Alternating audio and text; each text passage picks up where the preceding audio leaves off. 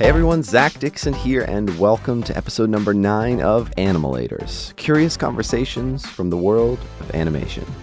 Before we get started, today I wanted to share some super exciting news, and it's that Animalators is now part of the Gradient Podcast Network. The kind of crew behind it is actually right next door to Identity Visual's office. And I've become great friends with the people behind it, and I'm incredibly excited to just be a part of what this is going forward. Gradient is a brand focused on two things, identity and culture, and they tell stories at the intersection of both through long-form features, in-depth reporting, and daily content called Reactions. You can find out more about Gradient at gradient.is, that's gradient.is. If you go there now, you'll see it's still under construction, but at the end of February, they'll be launching the full site, and I think you guys are going to love it. So I couldn't be more excited. This is our first Gradient episode. Today on the show, we have Sander van Dijk. He is a motion designer born and raised in the Netherlands and currently residing and working freelance in New York City. With over a decade of industry experience under his belt, Sander has worked with some of the best studios in the business, including King & Country, Buck, and Giant Ant. Over the years, Sander has even created a few tools for animators like Ray Dynamic Color and Ouroboros.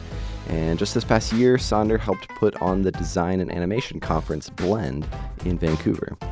Today, we'll talk a little bit about Sander's story, his philosophy behind his work, and why he recently left a dream job at Buck to go out on his own.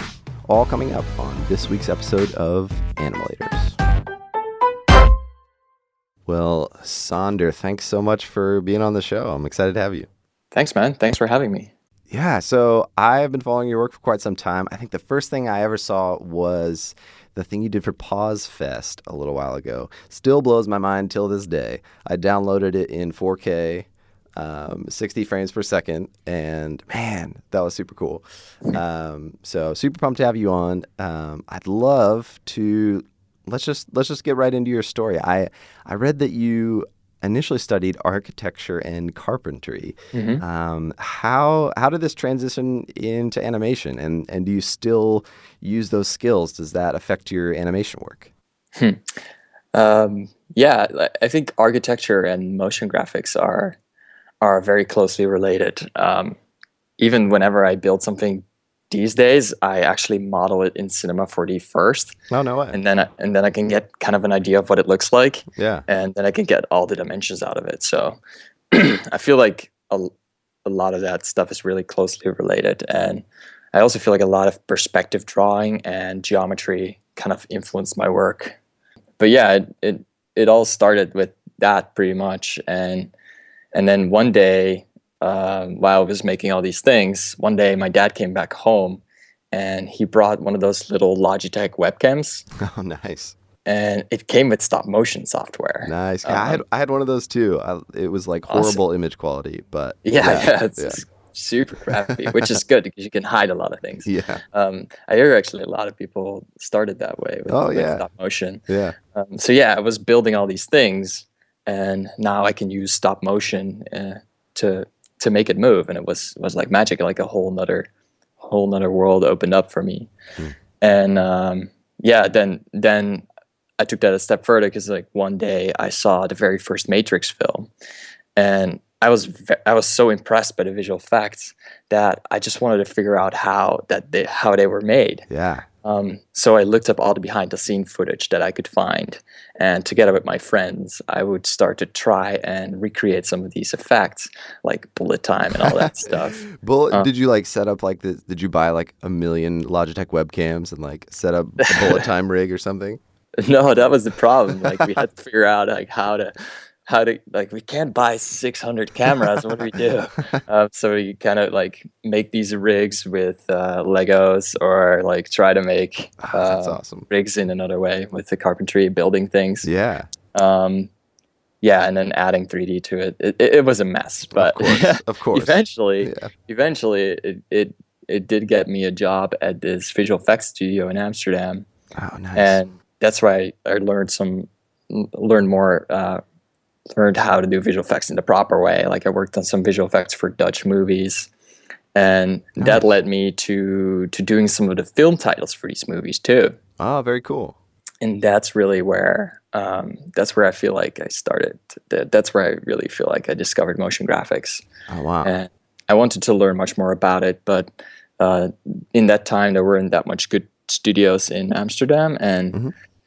that kind of brought me to the United States and brought me to working with these studios like King and Country, and all the way to studios like Buck. And Yeah, yeah, now I'm freelance again. So that's crazy. So I understand that you spent time full time at Buck pretty recently, and then decided to make the transition to freelance.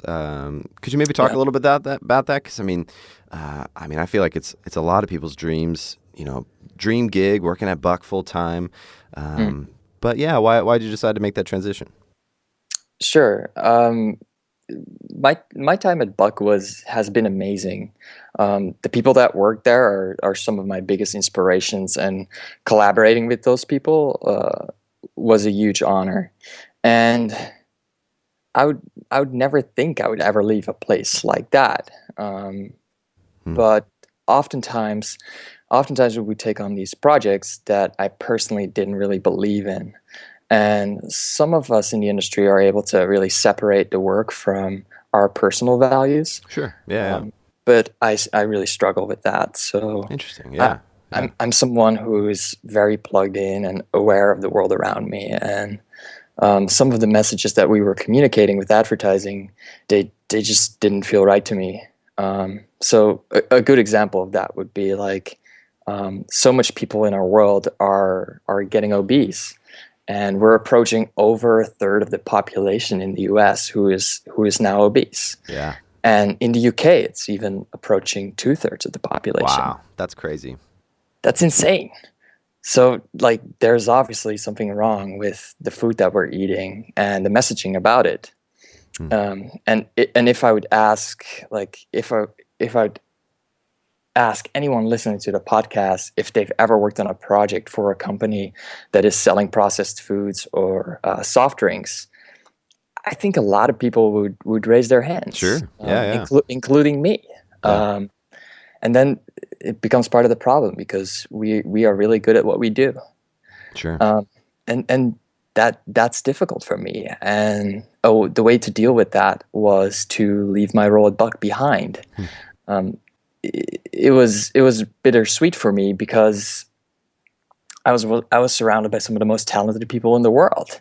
But now that I'm freelance, I have a bit more control over the clients that I work with, and I feel like it's becoming more in line with like who I am as a person, and the work that I'm doing is yeah, it's more in line with my values and some of the things that I believe in. So I feel much better about that now. So So kind of in response to that, like, what do we do next? Like, what if, I, personally own like a small studio, like what, there's a lot of freelancers out there that, obviously have to make money, right? They have to pay the bills, but also want to make a difference. And there are great studios out there making a difference. Like even Buck itself does a lot of like great nonprofit work, but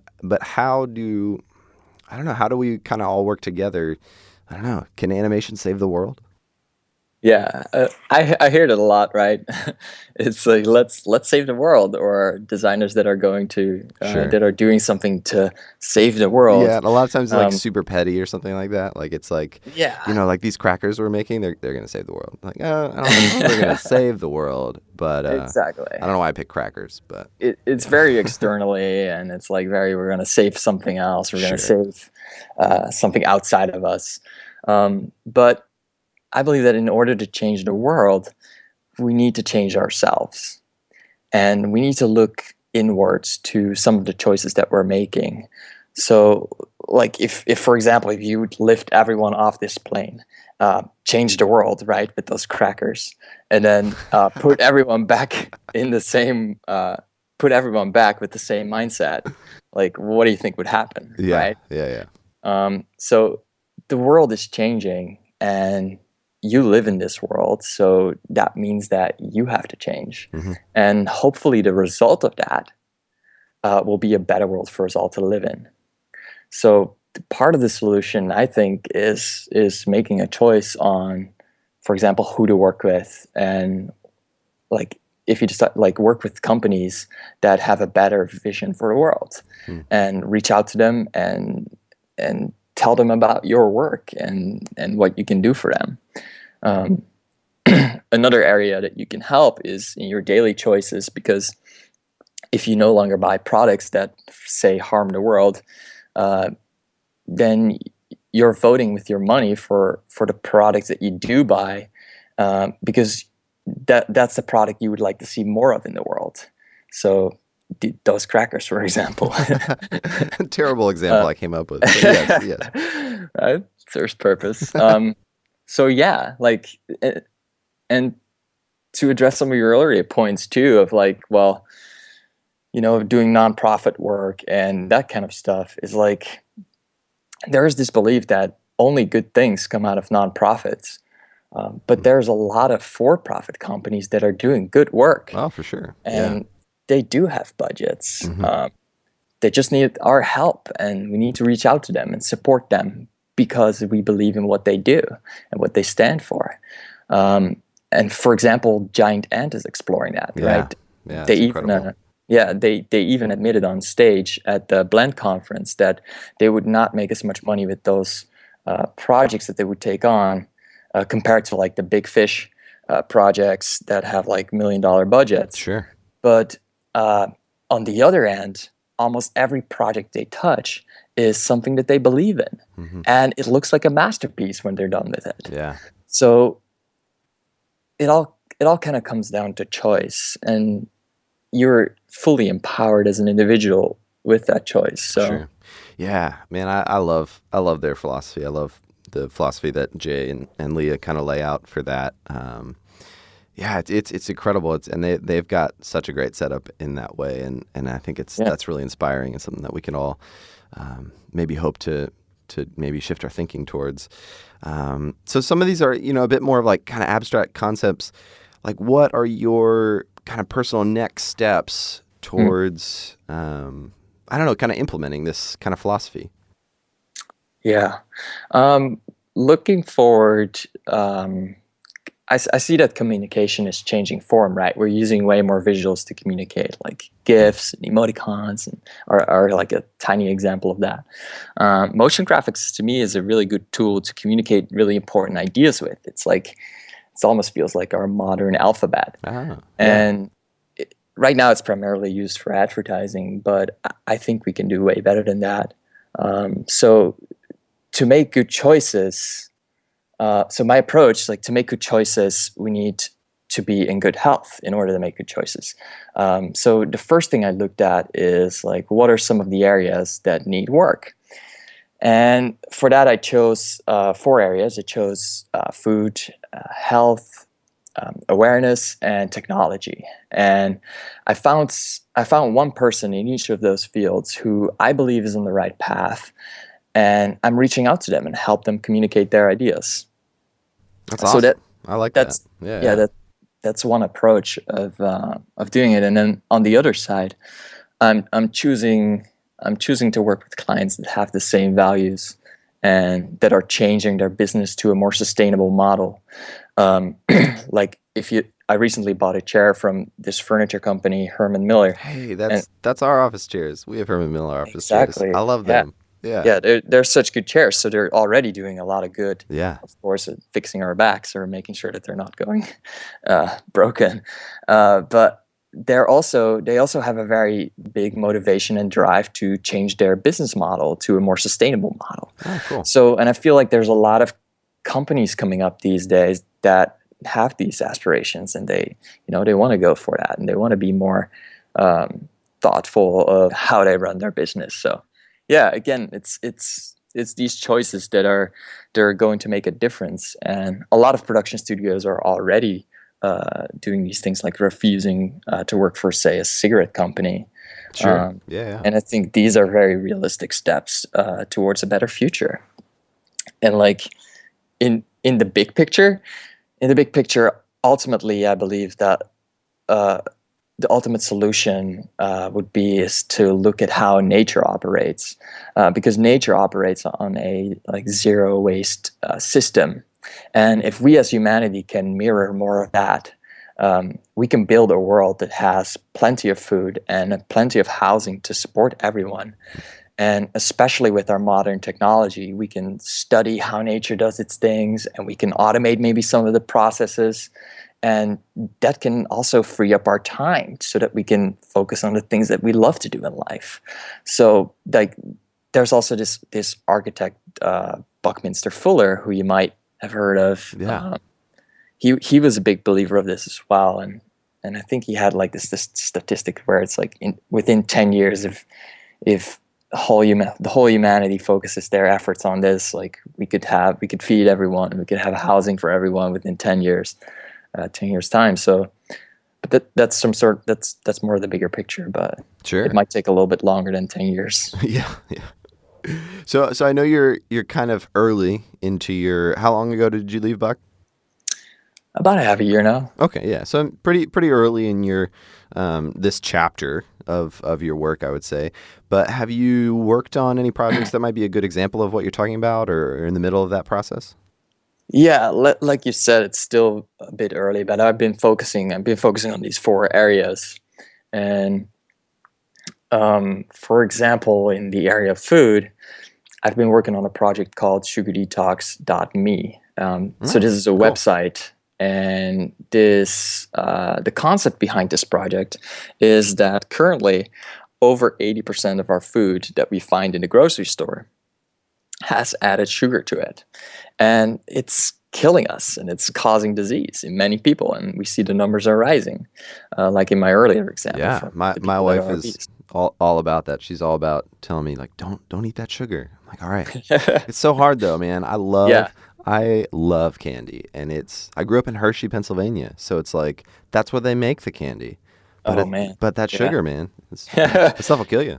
But anyway, sorry. Well, and it's some research suggests that sugar is just as powerful as heroin. So like that says a whole lot about the That's addiction. probably why I love it so much. So yes, but I'm doing good. I'm doing better, Sander. Yeah. So So yeah, it's not about like stopping it immediately. It's Sure. like recognizing the problem and then slowly starting to figure out a way that we can improve the situation. But yeah, so sugar is pretty much found in a lot of things, and there's even like I think right now there's like 56 different names for sugar, but all those different things are all one and the same thing. It's sugar. And you can look it up on Google. I think you can just Google names for sugar, and sugar is composed of two compounds. It's glucose and fructose, and it's too much of that fructose that is not that good for us. And like sugar is normally really hard to get in nature. If you look at like honey, like now we just grab honey off the shelf, but back in the day, like you probably had to do a little more effort to get that sure. Yeah. sweet stuff out of the honeycomb. So yeah, it's a messy world out there as far as like communication, because what is good for you and what is not good for you. Because if you look at some advertising campaigns from soft drink companies, they would go tell you to go count some calories and exercise some more, while the real problem, I feel like, is in the sugar. So there's one really good doctor researching about this. His name is Robert Lustig. Okay. If you want Yeah. to know about this, and you can also go to the website sugardetox.me to get a whole lot more information about what is sugar doing to your body. And yeah, so with that website, we're building this program to help people reduce the sugar intake and to educate about how to cook, and really going back to the basics of Very just cool. making a very simple meal for yourself, and Yeah. like affordable, with normal ingredients that like are realistic to get, combinations of ingredients, so you can make multiple things out of the same set of ingredients. So that's an interesting project. And another project that I started in the technology space is where I'm communicating some of the concepts of Tristan Harris. And he has a project called Time Well Spent, and you can find that on timewellspent.io.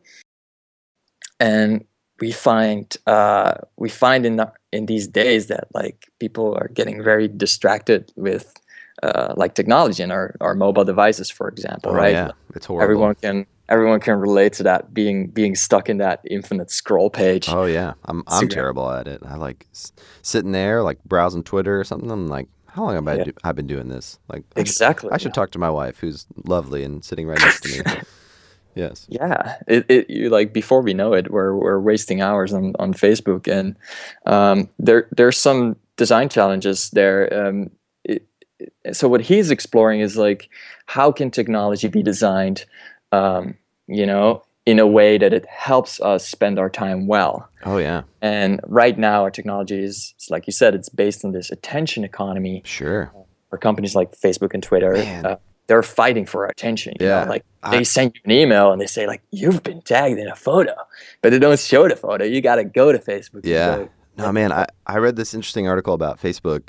It might have been around a year ago, but they implemented this new design of Facebook, and it was like objectively a better design. And what they found was through their ridiculous ways of measuring how we spend our time on Facebook, they realized that because of this better design, people were getting access to the information that they needed and they wanted faster, and then they were leaving the site faster. So they actually made the decision Wow. to revert back to the poor design because Wow. people are spending more time on Facebook in the old way, but that's less ad clicks, that's less essentially money that they're going to make. And I was just like, man, come on, It's true. Facebook. Like I think that's like a horrible decision long term because I barely use Facebook anymore because I'm so frustrated. Like I don't Yeah. see what I want to see, and like there are other ways that I don't know, other ways I can experience that social media in better designed ways. I don't know. I think it's a poor mistake, but I just thought that kind of blew my mind. Yeah, it's correct. It's a huge attention economy where the more attention they get, the more money they make because you spend more time on their platform. Yeah. Now, there was this other research I saw that if everyone using Facebook would pay $7 a year, Facebook would not have to do anything required to do advertising. I feel like YouTube is going that way with YouTube Red. Like maybe they realized like maybe instead of we'll offer it for free for advertising, Yeah. but maybe if people pay actually for the service, we can start to cater the service towards those people that are using it. That would be super interesting. That'd be a very interesting shift. I feel like there's been a few social medias like companies who have tried to do the subscription model. And I think they were like maybe a little ahead of their time. Like no one right now wants to pay for stuff like that. But maybe we'll get there. That could be really interesting. Yeah, maybe our landscape needs to get so polluted that at some point we just want to pay for something that just. So Tristan is someone who is exploring some of these ideas that can make our relationship with technology better, and he has all these ideas, but he could really use someone to help visualize some of his ideas, and that's something where I feel like motion designers can really step in. In that same light, to go back to to address some of the tools that I'm building and the After Effects article. Oh yeah. Like they kind of originate out of that same space where visual communication itself is becoming more important.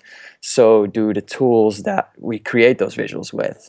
And I really want to progress these tools forward so that it becomes easier for us to create animations. Sure. Yeah. So if anybody doesn't know, Sonder has developed a few incredible tools for After Effects and for animators and motion designers. One is called Ray Dynamic Color. It's this kind of fantastic way to organize the colors in your project and be able to change those out really easily. And then Ouroboros, which is kind of how would you describe that one? Making multiple lines on one line. Cool. Yeah. Which is really hard to do. It is. And it's an incredible tool that makes that a lot easier. What would be the best way for people to go check those out? You could go to my website, and that's sondervandijk.tv, and then you can go to tools, and that's where you'll find all that stuff. And then you also there, and you just mentioned your After Effects article. Sonder wrote this incredible kind of write-up of maybe a vision for the future about where After Effects might head to kind of help make the program a bit more efficient. Mm. And it's incredible. I loved all that. It's definitely worth checking out. But I'm curious, is there any particular reason why, kind of back to focusing on motion design, is there any reason why you think that motion design and animation in specific is such a powerful tool to help kind of facilitate change? Yeah. I think because motion design and animation can show you how something works. Like rather than having to explain it in language or argue about it, you can just see how it works and see how it does its thing. Um, and in the same way, motion design and animation can really engage people in a story, like a movie does. And in that movie, you could show people a different world, and that can help people imagine that better world. Yeah. And it can help them imagine what that would look like. So, and like we are visual communicators, so for us it's really easy to visualize and imagine things, but for some people it might not be. And once people can imagine, once people can imagine a better world, they can start to, it's the first step in creation is they can start building it. Sure. And share that vision with other people. It feels very like sci-fi, like science fiction-ish, almost like I don't know, like building worlds and like kind of imagining what the future might be like. Well, that in that extent, like it is kind of, it's giving us all these beliefs, right? All these movies that we see, and Sure. and it's helping us imagine like how dinosaurs were back in the day. Oh yeah. Even though you've never seen a dinosaur before, it kind of transports us to that world, and it helps us understand how that time might have been. So, like in that case, it's a really powerful tool in order to sort of sketch that picture of what a better world would look like. So kind of in looking at your work, I mean, I try to watch as many videos as I can for anybody who comes on the show. Like I really feel like you've got a great kind of consistent voice behind your work throughout, the entire kind of landscape. Is there a specific philosophy behind how you create your work? And I don't necessarily mean like style, because there's definitely a varying style within, the 2D animated style itself that you've kind of explored throughout the work. But I don't know, is there any kind of core philosophy behind it? Yeah, I think the one thing that all these projects have in common, or I think good projects have in common, is that when it begins, you're trying to get as close to the idea that you're communicating as possible, trying to fully understand what it is that the client is trying to communicate, and that means asking a lot of questions and really listening, because I'm actually going to translate that idea using visual communication. So I need to fully understand it, and preferably in that case, you would talk to someone that had the idea directly, like the CEO of a company who really understands his business. And because what we find a lot in these days is that there's such a big gap in between the CEO who has the idea of and all the way down the line, the person who's actually sitting down. It's incredible. And visually communicates that idea. And horrible and terrifying. CEO to marketing director to agency to studio to freelance. And then there's probably like, at each of those different stages, man, it can be incredibly frustrating. Like, especially when like you're trying to communicate like what you have, and then that just gets passed up the chain, and then the feedback gets passed down the chain, and it's just like, it's so inefficient sometimes. But it isn't always that way. It isn't always that way, for sure. And if people become aware of this, then maybe we can make that circuit shorter. Yeah. Because a lot of the ideas get diluted down the process, and maybe it's more of like everyone is trying to have something to say about it, so that they can feel like they have some sort of a position in the project, but it kind of becomes like a game of telephone, for sure. Where everyone is like whispering in each other's ear, and the message comes out all different. So I feel like if you want to make a good animation, you have to really understand the concept that you're communicating. You have to really be part of it and understand it, because then you can care about it and communicate it. And and caring about it is another thing. Is like, if you happen to work on a project, then you're going to get to know a whole lot about that topic because you're working on it for a couple of weeks. So it's almost like a personal investment if you choose to work on something of your interest, because you're getting to really, really understand what that concept is all about. The work that you do also leads to more work. So when Sure. people Yeah. see the projects that you love to work on your portfolio, that will attract more projects like that. So now imagine like what happens if you're constantly working on projects that you don't care about. Hmm. And Yeah. You're like, just gonna get more projects like that. Yeah. exactly, you're going to get more projects that you don't care about, and at Yeah. some point it's going to tire you out, I feel like. So yeah. Hmm. So once you kind of have that core message, where do you go next? How do you what is your next step in the process? Sure. Next is, I guess, finding a medium and somewhat of a style to that communicates that message in the best way. Mm-hmm. Um, Another important thing is, like, once you found a medium or a style, is to test if it really is right for the platform. So making a quick test or trying various things like could really help here, where that you're really testing if the message that you're communicating is coming across. Sure. Yeah. Does that look like for you animatics or like style Mhm. frames? Will you get into animation in that kind of experimentation phase?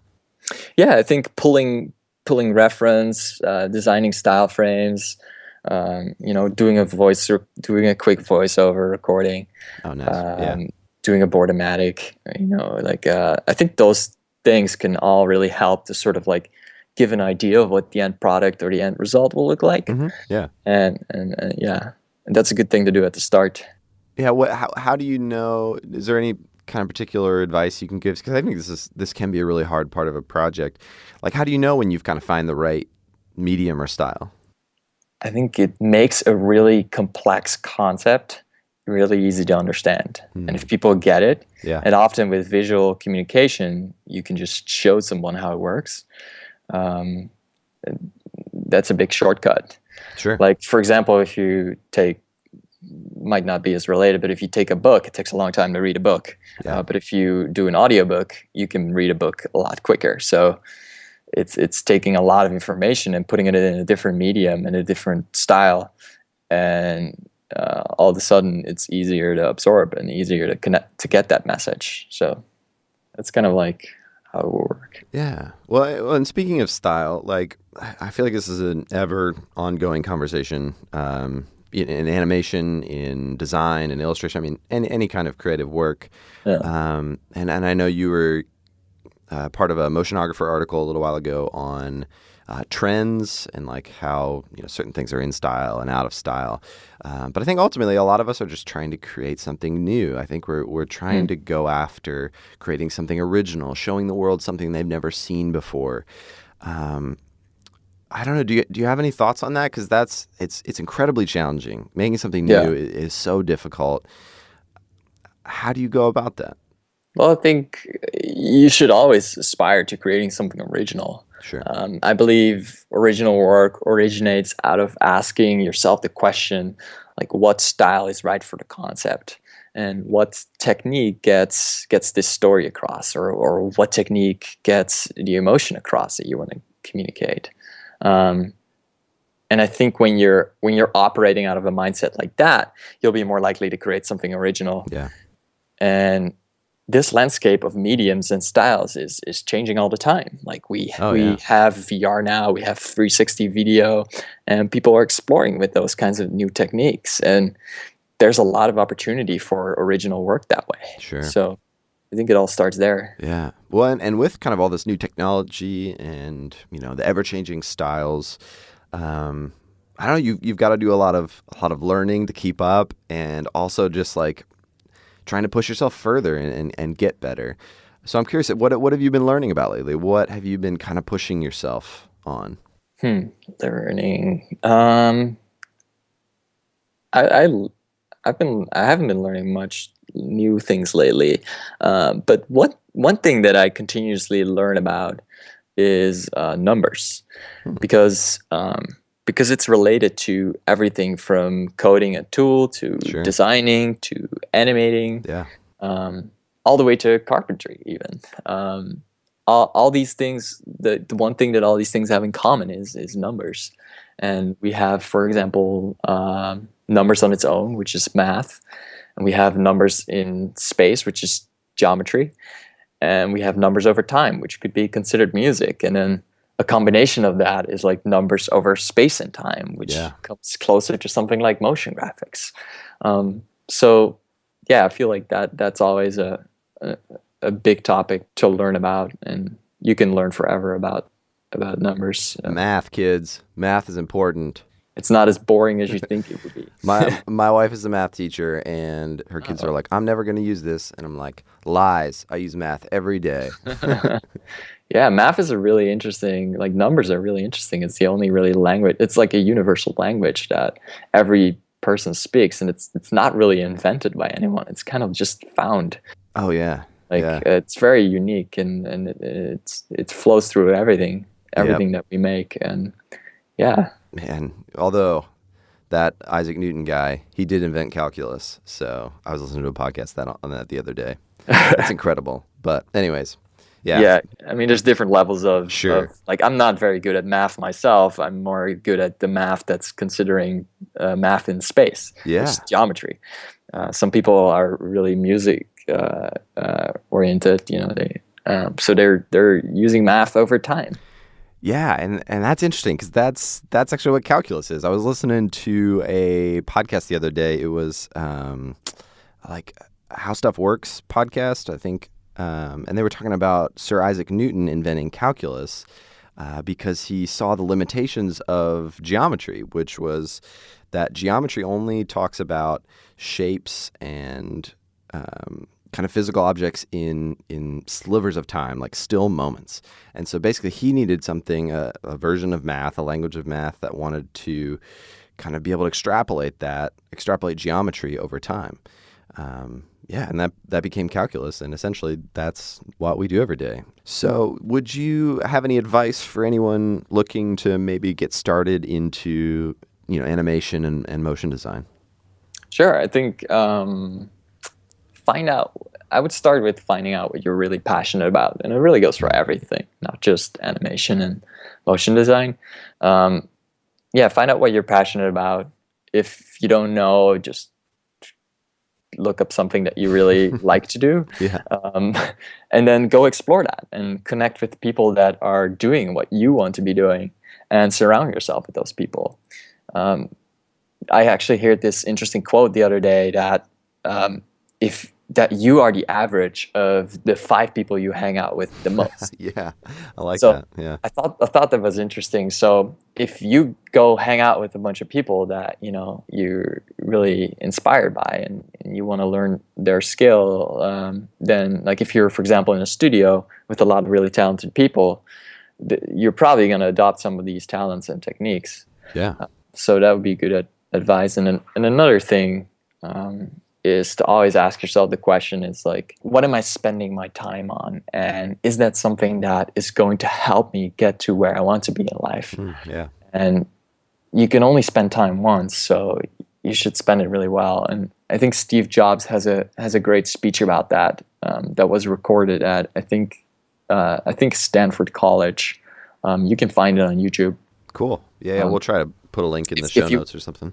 Yeah, if you watch that, you'll go back to it's kind of like hitting the reset button and be like, oh, wait a second, what am I doing? Is this what I want to be doing? Yeah. Ask yourself those questions, and I feel like you'll be able to figure it out. Sweet. Well, this has been incredibly fun, but unfortunately our time is wrapping up, but we try to end each episode with a few questions. So the first one, what is your dream client? Ooh. That's a tough one. I think my ideal client would be someone that has a very complex idea, and then trying to communicate that in a really easy to understand way so that it can empower someone else, or that someone else can actually understand that idea. I think that is sort of the framework of my dream client or dream project. Very Yeah, cool. I think a lot of things fit into that. Yeah. All right, next one. What is your favorite animated film? Hmm. Uh, I like a lot of these animated films, especially the ones from Pixar. Um, I've been too busy to watch movies, so what I actually do is I always collect all the movies I want to watch, and then whenever next time I'm sitting on a plane, I just watch like 3 movies in a row. Um, Nice. Actually, another thing that I really enjoy is Adventure Time. Oh, Uh, yeah. Yeah. those Yeah. episodes are like 10 minutes, so it's really fun, little like crazy, Very interesting cool. episodes. So yeah. What do the people you love think that you do for a living? Maybe your grandma or your parents or Yeah. I think my parents have a good idea of what I do. Yeah, I think they'll be able to explain it. One thing I really like to thank my parents for is that they always really like no matter if they would be able to understand it, they would just let me go with it, and they would just let me go with what I wanted to do, and then it must have been like, oh, this guy wants to, be creative and make things. Let's just give him a go at that. And yeah, that's I feel awesome. like, yeah, I feel like they've always given me the freedom to carve out my own path. And especially with like leaving the country for a long amounts of time, like it can be hard sometimes. For sure. Yeah. But yeah, that's something I'm very thankful of. And yeah, so thanks, mom and dad. Yeah, mom and dad. All right, last question. What animal did you choose for your Animalator GIF and why? Yeah, I chose a squirrel. Nice. Because I live in New York, and whenever you're going somewhere in this big concrete jungle, and you're walking across a park, you'll see these little squirrels jumping around everywhere, and that's something I really appreciate about New York. That like you're pretty far removed from nature, so whenever you see like a wild animal, it's very cool, and yeah, I Besides a really like pigeon, I guess, right? besides pigeons. Yeah. So many wild animals. Uh, and yeah, I really like the way they move around, and I can look at them forever. And, like they just really animate so funny, and yeah, it's good for Awesome. inspiration. Yeah. Well, Sander, thanks so much for coming on the show. It has been a blast. Yeah, thank you. Animalators is produced by Gradient. Find out more at gradient.is. Our theme music was written and produced by Cody Fry. You can hear more about his music at codyfry.com. To learn more about the work we're doing at Identity Visuals, check out identityvisuals.com or follow us on Twitter at identityvisuals. Don't forget to go to animalators.com where you can see Sander's Animalator and check out all the other incredible animalators from previous guests as well. If you haven't done it yet, be sure and subscribe to this podcast on iTunes. You can find us on SoundCloud and Stitcher as well. Well, that'll do it for this week's podcast. We'll see you all in a couple weeks for another episode of Animalators. Curious conversations from the world of animation.